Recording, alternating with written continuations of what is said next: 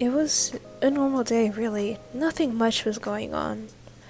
You were casually walking through the dorm hallways, as it was early in the morning that not even the birds were awake and chirping. It was around 4 a.m. when you had woken up.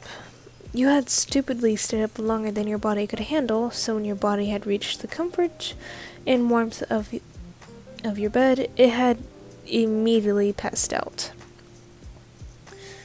You looked outside the window, staring at the stars that still shimmered at the early time, but they were not bright enough to illuminate the whole entire hallway.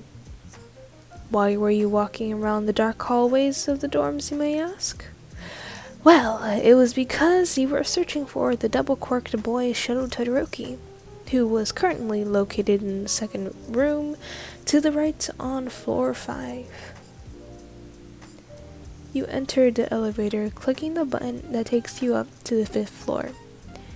You didn't hesitate to take the elevator, as the only sound it would make was a quiet ding that wasn't loud enough to wake up the entire floor.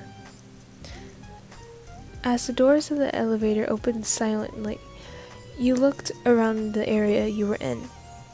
You looked to the left, then to the right, seeing no one there. You weren't worried about getting caught by a student. No, not at all. But what you were worried about was getting caught by a night patrol bot. Ever since that fight Bakugo and Deku had back at Ground Beta, they toughened up the security, putting a bot on every floor, especially the floors the Bakugo and Deku dorms were. As you saw the coast was clear, you quickly called Todoroki, hoping he would wake him up. You waited for him to pick up for a while, but after exactly 5 dings, he picked up the phone, and for the first time in a while, you were able to hear his morning voice. "Hello?" he said in a deep but groggy voice. It was very obvious he had just woken up. You had to take a second to process words and collect your thoughts. "Hey Todoroki, can you unlock your door? I'm gonna come in your room, hang out." You spoke, not hearing a response from him in a while. That made you question if he had fallen back asleep, until you had heard a sigh from the other side of the phone. "Couldn't sleep," Shoto asked, with a slight hint of concern in his voice. You let out a small chuckle before responding. "Yeah, I stupidly fell asleep a little too early and woke up a couple minutes ago." Now it was his turn to let out a soft chuckle. You heard him clear his throat before speaking again. "Alright, my doors are unlocked. Just know you'll have to pay the price of Cuddles." "Cuddles?" you asked, clarifying as you started to walk to his room.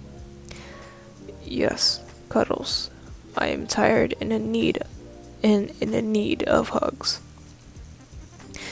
You giggled, kind of expecting this to happen.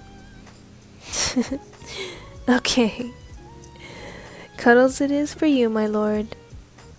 Before Shoto could say anything about this new nickname you suddenly came up with, you hung up and opened the door that led to his room. You couldn't see anything. It was dark, so you cautiously walked into his room, trying to find the flashlight located on your phone. Shoto? Hello?" Before you could say anything else, you felt arms pull you down into a futon. One of the hands were cold, while the other one was comfortable warm. You knew it was Todoroki. "Well, hello there," you said as you laid down beside him. "Hi," he responded as he crawled closer to you, placing his face on the crook of your neck while intertwining his legs with yours. Your eyes had adjusted enough for you to be able to see a mess of red and white hair. You had finally relaxed and wrapped your arms around him, placing a small kiss on top of his head, making Todoroki snuggle closer to you, partially because he got flustered. You felt his breathing pattern change, and he stopped moving as much as he was before, so you had assumed he fell asleep. Which was kind of special to you, because it meant he felt safe enough to fall asleep around you. You looked down at his sleeping form before whispering, "Good night, love you," and relaxing enough to where you could fall asleep yourself. Bonus, some bonus side writing, You had woken up first to see him as he heard Shoto, as it looked like he was still asleep.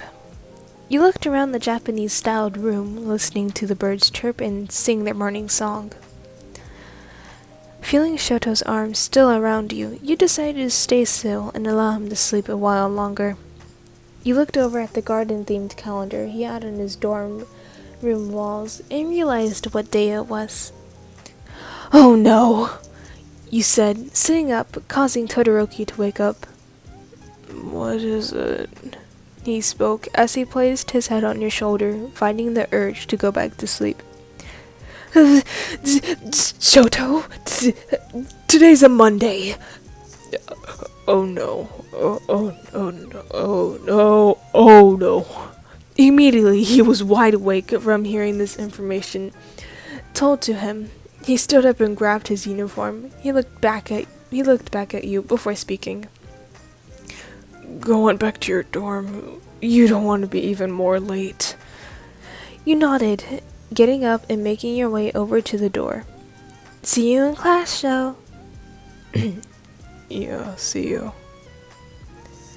As you were closing the door of your dorm room, as you had rushed back and had quickly changed into your uniform, your book bag in hand, you had started thinking about your relationship status with him. You quickly got that thought off your mind as you walked your way to class, not wanting to be any more late than you already are.